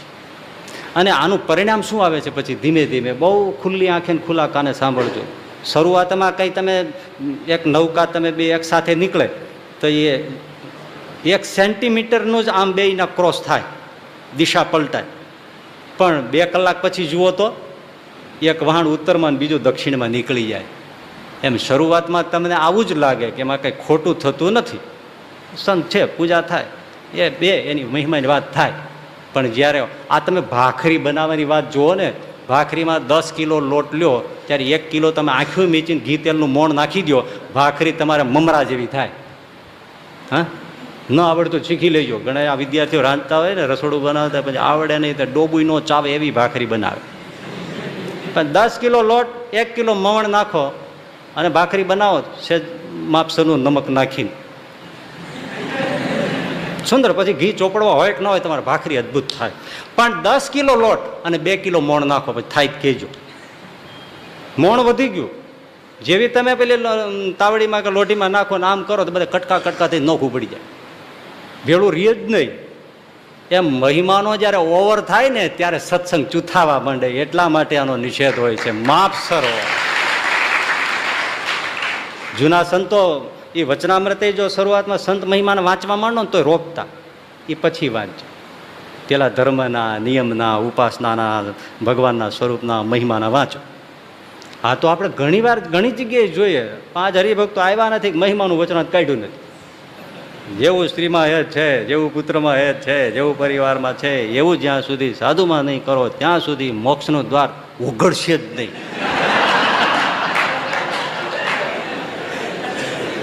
પણ આ વાત હરિભક્તો ને માટે યોગ્ય છે, સંત માટે પણ એટલી જ યોગ્ય છે. પણ એ મૌન છે, ભાખરી પોચી થાય પણ માપમાં હોય તો, નહીતર ભાખરી હાથમાંથી જાય. એટલે શરૂઆતમાં આ બધું બહુ નોર્મલ લાગે, પણ ભાઈઓ બહુ ખરેખર વાત એ છે. પછી શું થાય છે, વાત ધીમે ધીમે ભગવાનની ઓછી, સંત મહિમાની વધુ. પછી ક્યાંય સભા થાય ત્યારે સંતનો ફોટો પધરાવે, બાજુમાં ભગવાનનો નાનો પધરાવે. કારણ કે આ છે એ પ્રગટ છે ને આ પરોક્ષ છે. આ સમજાવવામાં આવે, આ પ્રગટ છે કોણ સાધુ, અને આ તો બધા પરોક્ષ થઈ ગયા. પ્રગટમાં જ્યાં સુધી નહીં થાય ત્યાં સુધી તમારું કલ્યાણ થવાનું નથી. એટલે નાનો ફોટો ઠાકોરજીને પધરાવે. પણ આપણે કીધું ને, નૌકા ધીમે ધીમે આમ ક્રોસ થાય પછી ધીમે ધીમે ઠાકોરજી અદૃશ્ય થઈ જાય, કેવળ સાધુનો ફોટો રે. અમે જોયા છે એવા. પછી તેની જ આરતી થાય, ત્યાં જ થાળ ધરાવાય. ભગવાન આમાં રહ્યા જ છે ને, રૂમે રહ્યા છે. વાંચો નિષ્કુળાનંદ સ્વામી પર, સંત તે સ્વયં હરિની નાસિકામાં નાથનું નાક, સંત તે સ્વયં. ખોટું નથી, પણ એની મર્યાદા છે. અને પછી આ ઓવર જાય ત્યારે શું થાય છે, ધીમે ધીમે માનસી પૂજામાં ગોઠવાય છે, સવારની પ્રાતઃ પૂજામાં ફોટા ગોઠવાય છે. અને ધીમે ધીમે ભાઈ એટલું હોય તો ઠીક છે, પછી ધ્યાનમાંય સાધુ આવી જાય છે. અને એમ નહીં જ ધ્યાન, 5 માનસી પૂજા પણ પછી એની ક્યાં પહોંચ્યું, ભગવાન સાવ નીકળી ગયો ઉપાસનામાંથી, કહેવા ખાતર રહ્યા પણ ગોઠવાઈ ગયા સાધુ. એટલે આખું કલ્યાણનો આખો સિદ્ધાંત, સહજાનંદ સ્વામીનો સિદ્ધાંત એ આખો ચૂથાઈ ગયો. આવી રીતે વ્યક્તિ પૂજા એટલા માટે દોષ ગણવામાં આવે છે કે ત્યાં શાસ્ત્રના અને કલ્યાણના ઓરિજિનલ સિદ્ધાંતોની હત્યા થઈ જાય છે અને જુદે જ રસ્તે મુમુક્ષુઓ ચાલ્યા જાય છે અને મૂળ સિદ્ધાંતોને બહુ ધક્કો લાગે છે. એટલા માટે વ્યક્તિ પૂજાનો નિષેધ થાય છે. એટલે મહાપુરુષ એ કે જે ભગવાનની રુચિમાં રહીને હરિ ભજન ભજાવે, પોતાના ઈષ્ટની રુચિમાં, મર્યાદામાં, સંતની મર્યાદામાં, રીતમાં રહીને જે ભગવાનને ઓળખાવે અને એના સિદ્ધાંતોમાં જીવે, એવા સાધુ પુરુષ હોય એને પગલે પગલે ચાલવું એ માર્ગ છે. આ થોડી મારે લાંબી વાત થઈ ગઈ, પણ મજાની વાત હજી છે. કહ પંથા, યુધિષ્ઠિર મહારાજે જવાબ દીધો, મહાજનો એન ગત સપંથા. પણ મુમુક્ષુને કામની હતી. એટલે મને તો એમ સતત લાગે કે ભાઈ જેને જ્યાં જેનો હોય એને હરિ ભજવા દો, એને ઉખેડીને આમાં લાવવાની કોઈ જરૂર જ નથી. સૌના મંડળ નવા કરો, નવાના સત્સંગ આપો. ઓલા જેનો તોડી નાખીએ એનો બિચારાને દુઃખ થાય, કરે હવે અહીંયા આવતો બંધ થઈ ગયો, તો એવા નિશાસા શું કામ લેવા? કારણ કે એને 15 વર્ષ મથ્યો હોય ત્યારે ઓલો સત્સંગી થયો હોય, અને આ એવો હોય કે પછી હવે બસ કે મેં તો હાલતા ચાલતા લુગડા બદલાવે એમ ગુરુ બદલાવી નાખે, એમ ના મેળ પડે. એટલે ભલા થવું અને ભગવાન ભજવા, બીજાનો તોડીને એક અરે સહજ મિલાશો દૂધ બરાબર માંગ લિયાશો પાણી, લૂંટ લિયાશો રક્ત બરાબર એસી ગોરખ બાની. સહજ મળે તો દૂધ બરાબર છે, માગો તો પાણી થઈ જાય, લો દૂધનું પાણી થઈ જાય. અને લૂંટીને લઈ લ્યો, જૂટીને લઈ લ્યો, બલાત્કારે લઈ લ્યો, ગમે તેમ કરી પરાણે વાળી લ્યો, એ બધું રક્ત બરાબર છે એસી ગોરખ બાની. માટે સહજ રહ્યો, હરિભજો, આપોઆપ જે હશે તે આવશે. થાય છે જે ભગવાનની વાત થાય, પણ કોઈનું લઈ લેવામાં મન રાજી કેમ થાય? દિલ હોય તો આ ન થાય, દિલ હોય તો ના થાય. પણ દિલ ન જ હોય તો આ સવળી વાત કઈ, મારે તો ટોળું વધારવું નથી, મેં તો એવું કંઈ માંડ્યું નથી. મને તો એમ આ સહજાનંદ સ્વામીનો વ્યક્તિ પૂજામાં પછી સિદ્ધાંત ડખોળાઈ જાય છે અને વચનામૃતના એટલા ઉલટા સુલટા અર્થો થાય છે, ત્યારે આપણને દુઃખ થાય છે કે આ ક્યાં જાય છે. એટલે આ બે વાત થોડીક દુખતા દિલે આ વાત કરી છે. બાકી કદાચ વધારે કહેવાનું હોય તો સાંભળનારાઓ ક્ષમા કરે. દુનિયા તો છતાંય જેમ કરતી હોય છે એમ જ કરતી હોય છે, એમાં કોઈ વાંધો નથી. પણ આપણને એમ થાય કે આપણે આપણું જવાબદારીનું કામ નિભાવ્યું, હે બસ. જંગલ સળગતું હતું ને ત્યારે એક ચકલી પાણી ભરી ભરીને નાખે ચાંચમાં લઈ લઈ, ત્યારે ઘૂડ હતો ને એ ભાળી ગયો. એ કે આ તું શું કરે છો? તારા બાપનો બાપ 70 કુળ આવે ને તોય તારાથી આ જંગલ ન ઠરે. તારી ચાંચમાં પાણી કેટલું આવે, તું આવીને ફૂ કરી જાય, ફૂ કરી જાય, એનાથી કઈ આ જંગલ સળ દાવાનો ઠરવાનો છે? ત્યારે ચકલીએ બહુ સરસ કીધું, મને ખબર છે મારા પ્રયાસથી આ જંગલ ઠરે નહીં, પણ જે દી ક્યારેક એની વાત નીકળશે ત્યારે એમ કહેવાય છે કે નાની ચકલી પણ બેઠી નહોતી રહી.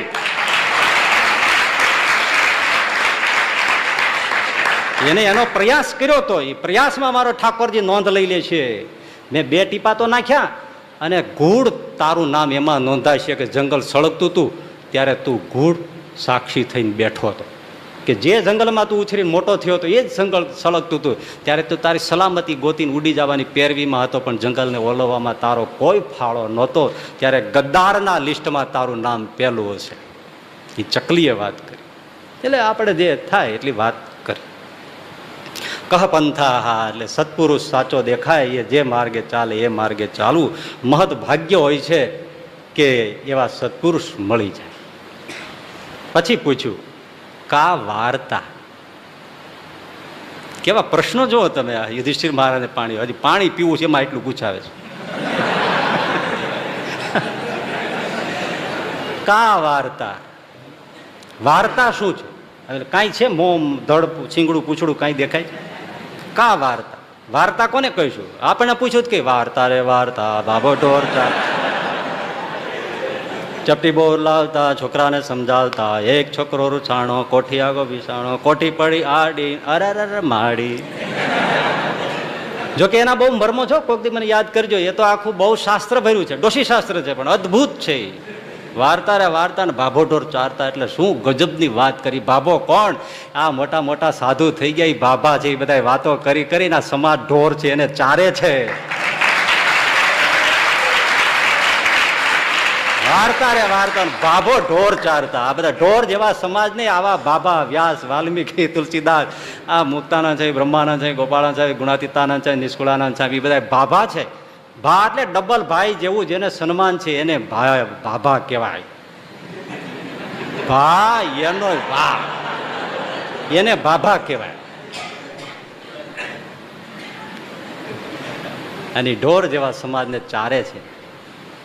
અને એ જ સાચી વાર્તા છે ને. તો યુધિષ્ઠિર મહારાજને અક્ષય પૂછ્યું પેલા ગુંજતી આકાશવાણીએ, કા વાર્તા? એટલે યુધિષ્ઠિર મહારાજે કીધું વાર્તા કીધી. ઓહો, સાંભળો વાર્તા શું છે. સાંભળ્યું છે તો સાંભળો. યુધિષ્ઠિર મહારાજ કે વાર્તા એટલી જ, એક મોટું કડાયું છે, મોટું કડાયું, મોટું. એ કડાયાનું નામ મોહરૂપી કડાયું છે. સાંભળજો વાર્તા. મોહરૂપી મોટું કડાયું છે અને એને ચૂલા ઉપર ચડાવ્યું છે. મોહરૂપી કડાયું, સંસારરૂપી ચૂલો. લાકડા કયા નાખ્યા? દિવસ અને રાત રૂપી લાકડા નાખ્યા છે. અને લાકડા સળગાય અગ્નિ, તો સૂર્યરૂપી અગ્નિ છે. દિવસ રાત રૂપી લાકડા છે. સંસારરૂપી ચૂલો છે. મોહરૂપી મોટું કડાયું ચડાયું છે. કાળરૂપી રસોઈયો છે અને એના હાથમાં તાવીથો છે. શાનો? 12 મહિનાનો અને શિયાળો, ઉનાળો, ચોમાસું, ઋતુ પરિવર્તન થાય છે એ રૂપી એના હાથમાં તાવીથો છે. અને કડાયામાં બધા જીવ પ્રાણીઓને નાખ્યા છે. અને કાળરૂપી જે રસોઈયો છે એ પેલી ઋતુઓ રૂપી ફરે છે ને, એમ આમથી આમ જીવને ઊંધા ચતા નાખીને પકાવે છે, રાંધે છે અને રાંધ્યા પછી ચાવીને ખાઈ જાય. ઇતિ વાર્તા. આ વાર્તા યુધિષ્ઠિર મહારાજ કે આ વાર્તા છે. લ્યો, શું વાત કરે છે ભાઈ. મહાભારત 5મો વેદ છે, હાથમાં લઈ પછી મૂકવાનું મન થતું નથી. પણ ઘણા કહે છે કે મહાભારત ઘરમાં રાખીએ મહાભારત થાય. થાય જ ને. 2 વર્ષ લાગે વાંચતા, એમાં કોક તો ઝઘડે. અઠવાડિયામાં 3 દી ઝઘડતા હોય તો 2 વર્ષ તો બહુ મોટી વાત થઈ ગઈ. હે, વાતમાં એકબીજા ઉપર રકાબી ફેંકતા હોય. છોકરાને સ્કૂલમાં સાહેબે પૂછ્યું, ઉડતી રકાબીની શોધ કોણે કરી? એક છોકરો ઉભો થઈને કે મારા બાપાએ. પરમ દિવસે જ મારી બા ઉપર ફેંકી.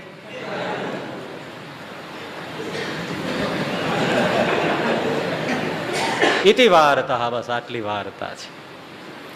ત્રીજું પૂછ્યું, કિમ આશ્ચર્યમ? આશ્ચર્ય શું છે? આશ્ચર્ય. યુધિષ્ઠિર મહારાજ કે છે આશ્ચર્ય અહની અહની ભૂતાની ગચ્છન્તિ યમાલયમ શેષાઃ સ્થાવરમ ઇચ્છન્તિ કિમ આશ્ચર્યમ અતઃ પરમ. પ્રતિદિન સેંકડો લોકો મરણને શરણ થઈને યમાલયમાં જાય છે, મોતને શરણે જાય છે, મરી જાય છે. એ મરી જાય છે, નજરે જોવાય છે, છતાંય જે પાછળ બચે છે એ બધા એમ માને છે અમે ક્યારે મરવાના નથી. આનાથી મોટું આશ્ચર્ય બીજું કોઈ નથી. બસ એ આ કોન્સ્ટેક્ટથી આ મારે અહીં તમને કહેવું હતું કે યુધિષ્ઠિર મહારાજનો આ પ્રશ્ન જોડવાનો હતો કે આપણને મોતની ખબર પડતી નથી. કેમ આશ્ચર્યમ અતઃ પરમ? આનાથી મોટું આશ્ચર્ય કયું કે પ્રતિદિન સેંકડો લોકો મરી જાય છે, છતાંય જે જીવે છે એમ માને છે કે આપણે મરવાના નથી, બંદા મરવાના નથી. એમ જે માને છે એનાથી મોટું કોઈ આશ્ચર્ય નથી. યુધિષ્ઠિર મહારાજ કહે છે, યક્ષ હતા એ પ્રસન્ન થયા અને એમણે કહ્યું કે હું તમારા પ્રશ્નોથી સંતુષ્ટ થયો છું, પણ આ 4 કોણ છે? તો કે મારા 4 ભાઈઓ છે. બહુ સરસ, હું પ્રસન્ન થયો, તમે મને સંતોષ થાય એવા ઉત્તર આપ્યા છે. તો એમાંથી કોઈ પણ એકને હું જીવિત કરીશ, બાકીનાને નહીં. લો, એટલે તમારી ઈચ્છા હોય એમાંથી એકનું નામ આપો, એને હું જીવિત કરી દઉં છું. કેવો કોયડો યુધિષ્ઠિર મહારાજ સામે આવ્યો. ભીમને માગું, અર્જુનને માગું, કોને માગું? આપણી દ્રષ્ટિએ અર્જુનનું જ માગે. એ એકલો હોય તો બધાને ભારે પડી જાય, કારણ કે સામે કૌરવો રૂપી શત્રુઓ હજી બેઠા છે. હજી ગ્રાસ મળ્યો નથી, ક્યાંય જમીનનો ટુકડો મળ્યો નથી, પોતાના ભાગનું કાંઈ મળ્યું નથી. એમાં એક જ અર્જુન કામ આવે. છતાં યુધિષ્ઠિર મહારાજે તત્ક્ષણ કીધું કે મહારાજ એક અદ્ભુત વાક્ય બોલ્યા, ધર્મો એવ હતો હંતિ ધર્મો રક્ષતી રક્ષિતા. સાંભળો પ્રભુ, કે જે ધર્મનું રક્ષણ, આ બહુ ફેમસ આ વાક્ય થઈ ગયું છે. ધર્મો એવ હતો હંતિ ધર્મો રક્ષતી રક્ષિતા. યુધિષ્ઠિર મહારાજ આ બોલ્યા છે મહાભારતમાં કે જે ધર્મનું રક્ષણ કરે છે, એટલે ધર્મ પાળે છે, એનું ધર્મ રક્ષણ કરે છે. અને જે ધર્મનો નાશ કરે છે એનો ધર્મ જ નાશ કરી નાખે છે. એટલે જે ધર્મ લોપ કરે છે એ લોપી નાખેલો ધર્મ જ એનો નાશ કરી નાખે. માટે રક્ષિત રહેવું હોય તો ધર્મનું સૌ પોતપોતાના ધર્મનું પાલન કરો. એમ કહીને યુધિષ્ઠિર મહારાજે કીધું, મહારાજ મારી સામે ગૂંચવણ ભરેલી પરિસ્થિતિ છે, હું સમજુ છું, પણ હું તો ધર્મને માનનારો છું. ધર્મને જો હું નાશ કરું તો મારો આપોઆપ નાશ થઈ જાય. માટે ધર્મ રક્ષણ કરું તો જ મારું રક્ષણ થાય. અને હું તો ધર્મને ક્યારેય ચૂકું નહીં.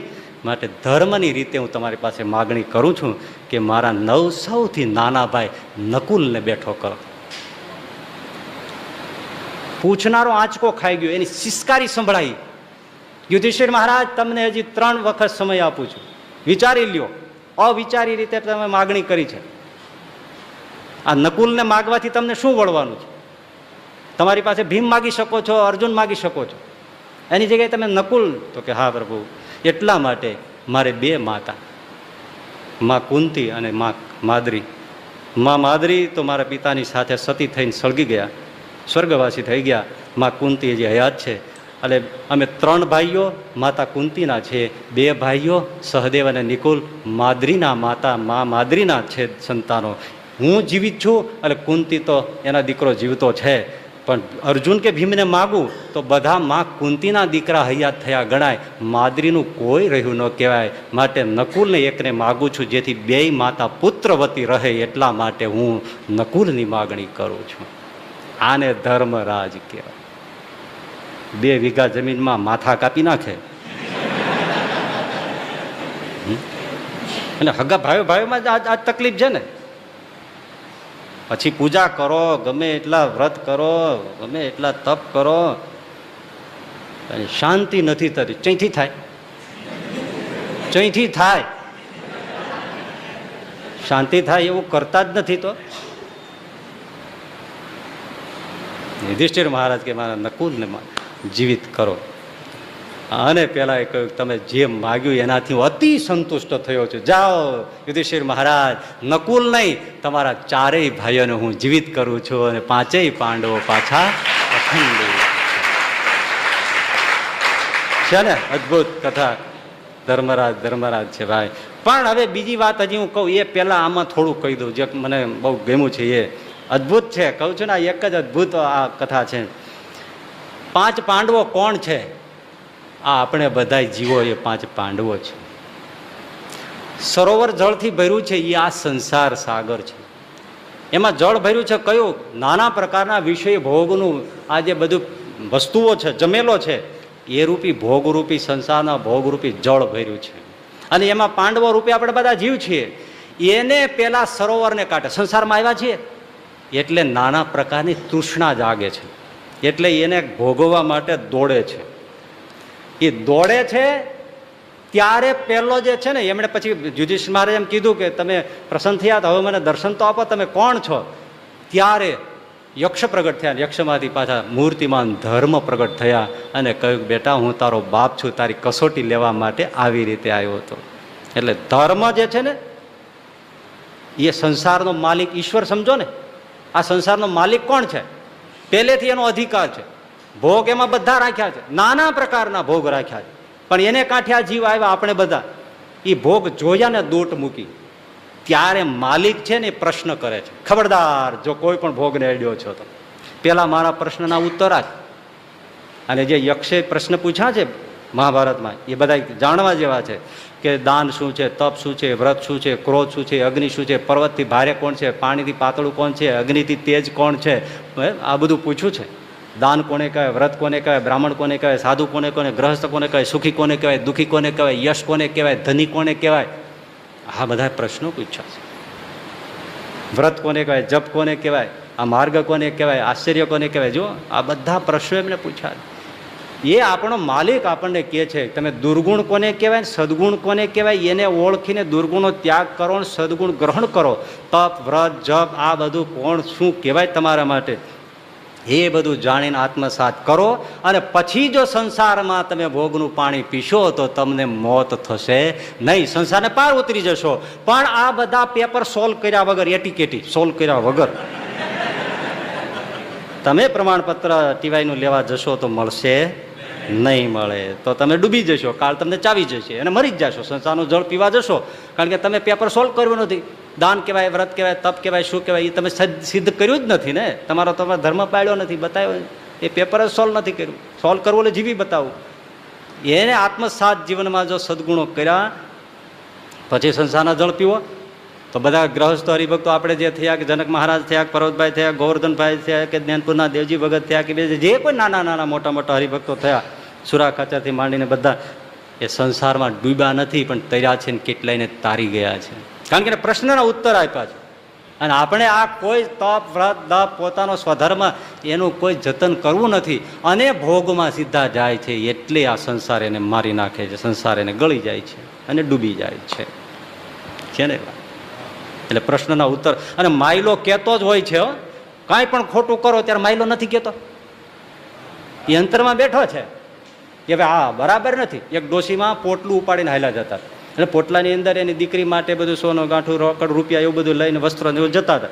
એમાં એક ઘોડાવાળો મળ્યો. એટલે માજીને થયું થાકી ગઈ છું. એટલે ઘોડાવાળાને કીધું ભાઈ એ ભઈલા હવે હું બુઢી થઈ, મારાથી હલાય નહીં, મારા પગ કામ આપે નહીં, આ મારું પોટલું જરા તું સામે લઈ લે અને સામે ગામને સામે દેવળની ધજા દેખાય ત્યાં તું મૂકી દેજે, એટલે હું ગઈડી હાલતા હાલતા પછી લઈ લઈ. એટલે કે હા તારા જેવાના શું નવરા છે તમે ઉપાડીએ બહાર, પગ તોડો તમારી મેળે, એમ કરીને હાલથી નીકળી ગયો ઘોડાવાળો.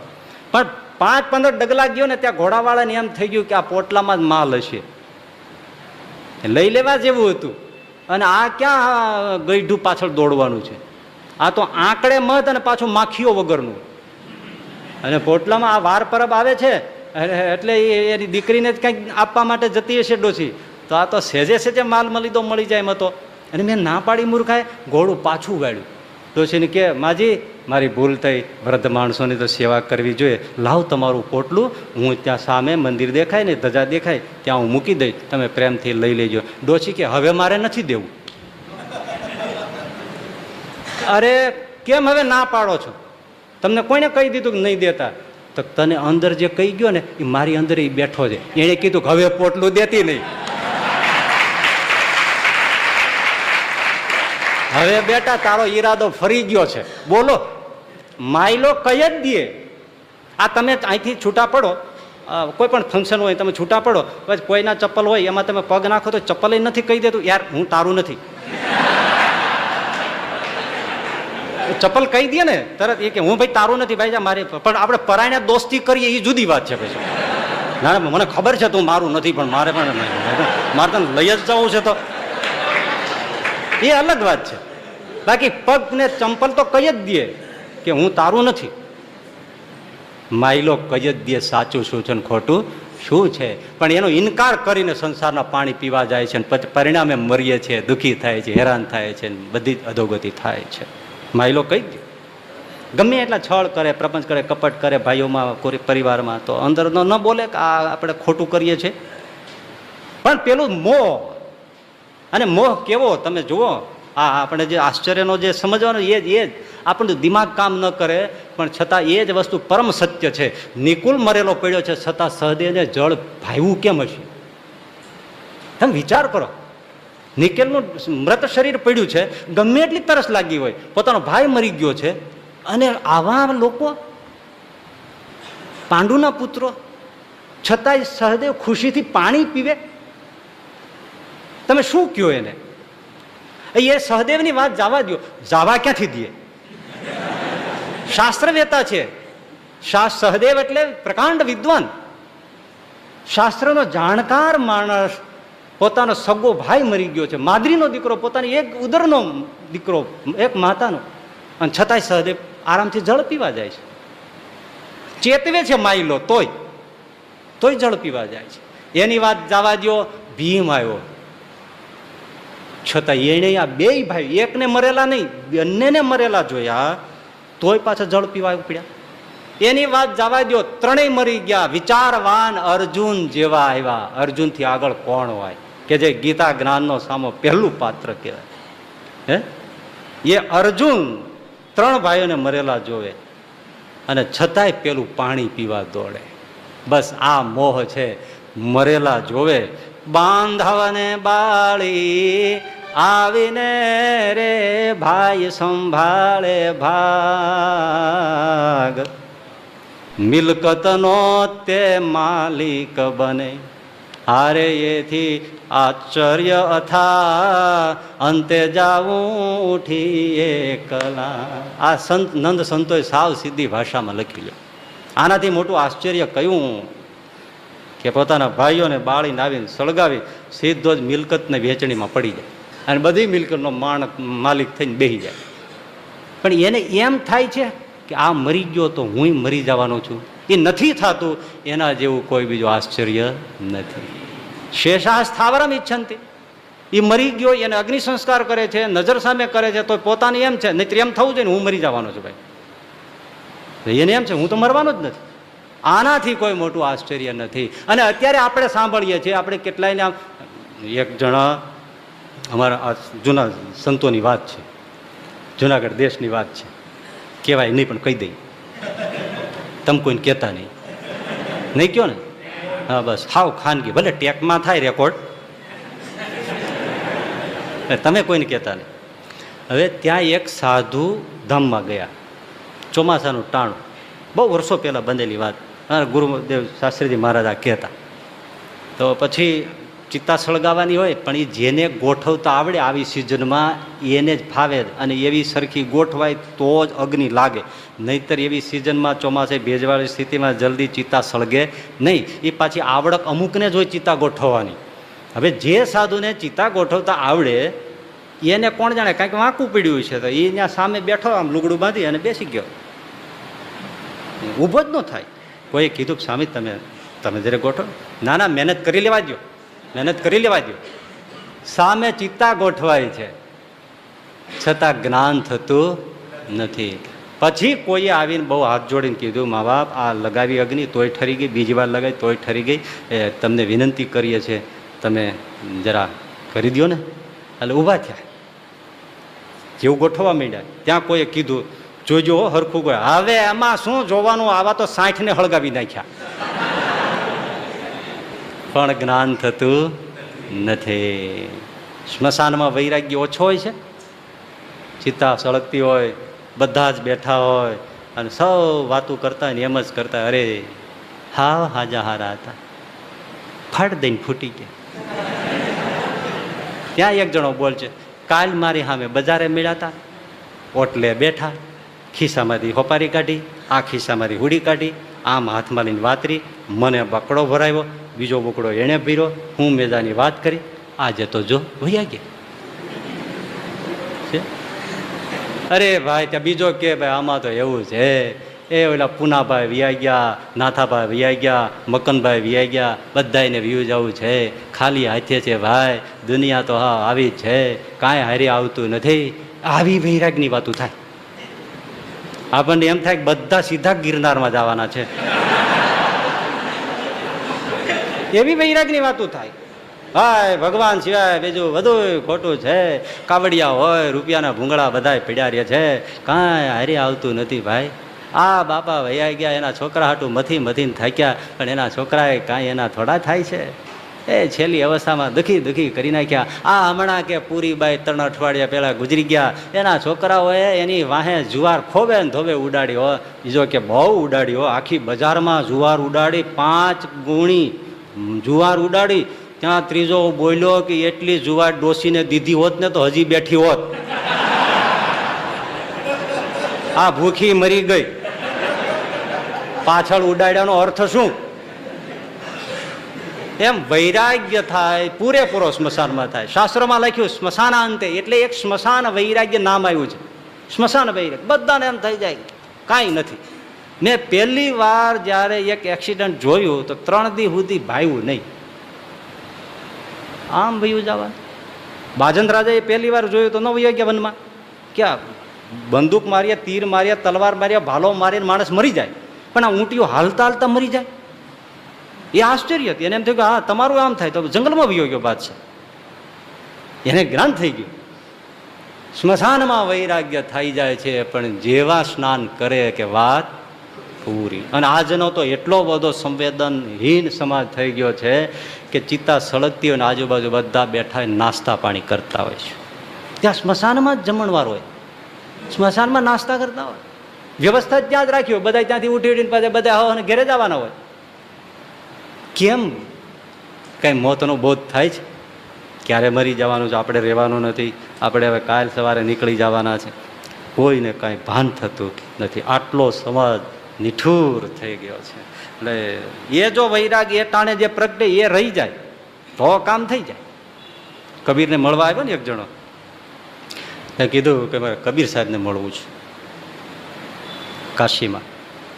એટલે એમના ઘરે હતા, કબીર નહોતા, એટલે કીધું કે એ તો એક પાડોશમાં ગુજરી ગયા છે, મરી ગયા છે, તો એને અગ્નિ સંસ્કાર કરવા સ્મશાનમાં ગયા છે. તો કે મારે તો બહુ ઉતાવળ છે.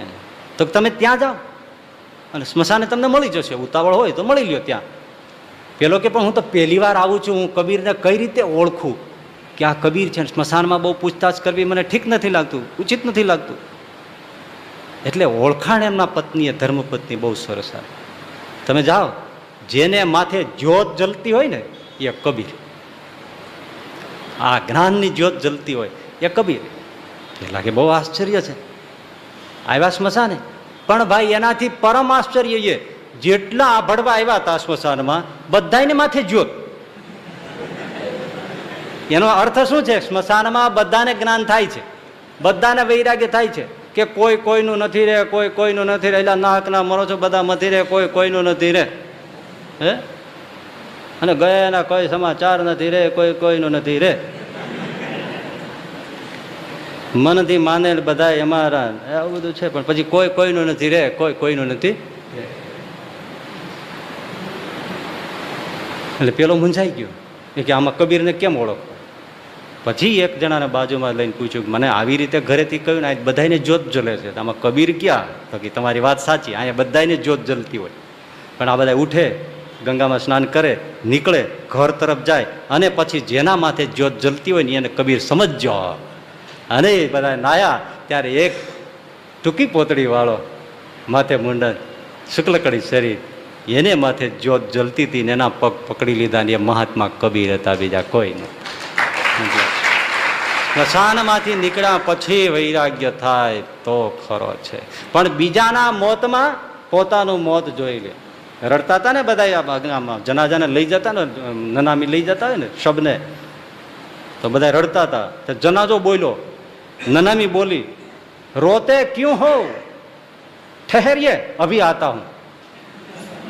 મારે તો અપડાઉન કરવાના ધંધા છે, આ હમણાં જ આવું છું તમારા માટે, હમણાં પાછો આવું છું. આમાં રડવાનું શું છે? હમણાં હું તમને લેવા માટે આવીશ. પણ આપણે સાંભળતા નથી. બીજાના મોતમાં આપણું મોત જોતા નથી, એટલે હરિભજન થતું નથી. પણ જે એને સમજી જાય તો પળપળ થાય.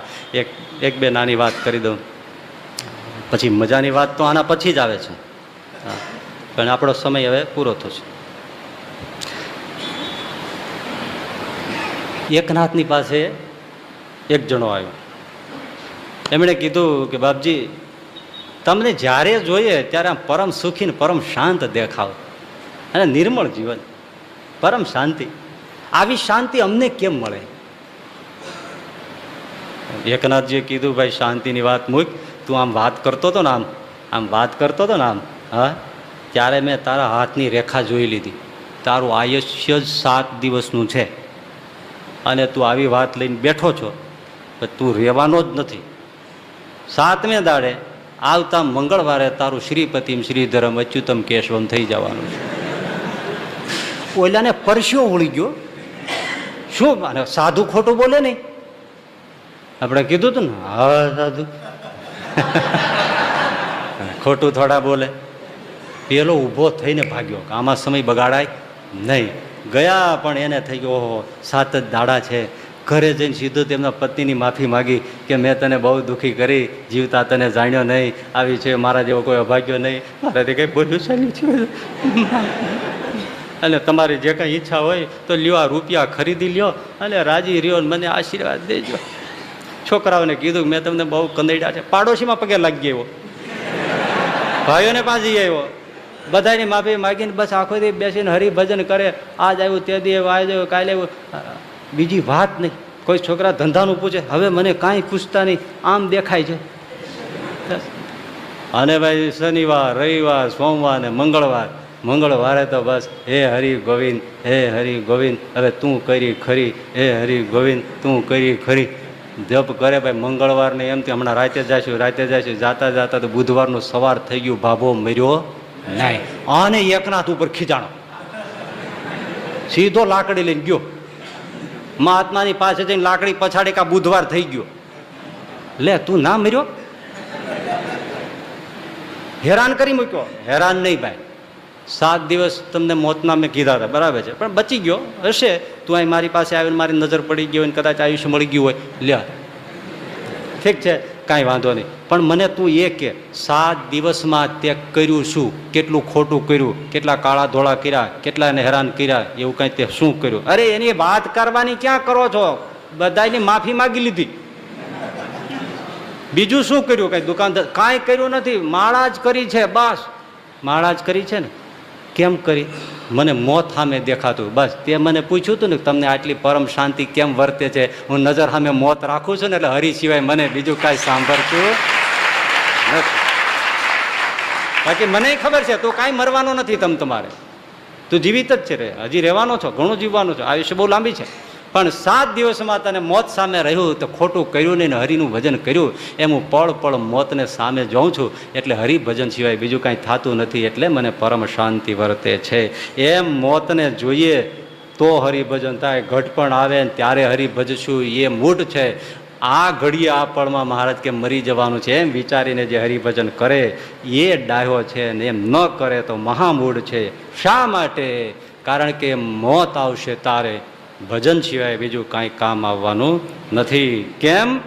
શંકરાચાર્ય એટલે કહ્યું છે. શું કહ્યું? ભજ ગોવિંદમ ભજ ગોવિંદમ ગોવિંદમ ભજ મૂઢમતે પ્રાપ્તે સન્નિહિતે મરણે નહીં નહીં રક્ષતે ડુકૃય કરણે ભજ ગોવિંદમ ભજ ગોવિંદમ ગોવિંદમ ભજ મૂઢમતે. એટલે વૃદ્ધાવસ્થાએ ભજન કરવું જોઈએ એમ જે ન સમજે તે મૂઢ, અને વૃદ્ધાવસ્થાએ ભજન કરવું જોઈએ એમ જે સમજી જાય એ મહામૂઢ. ન સમજે એ મૂઢ અને સમજે એ મહામૂઢ. કારણ કે વૃદ્ધાવસ્થાનો કોઈ આપણને ગેરંટી મળેલી નથી. ગમે ત્યારે મોત આવે. માટે આ ઘડીને આ પળથી ભજન કરવા માંડવું તો આપણે ડાહ્યા છીએ. પણ ભજન શા માટે કરવું એ બધું હજી આ પહેલા શ્લોકની અંદર જ બહુ બધું સમાયેલું પડ્યું છે.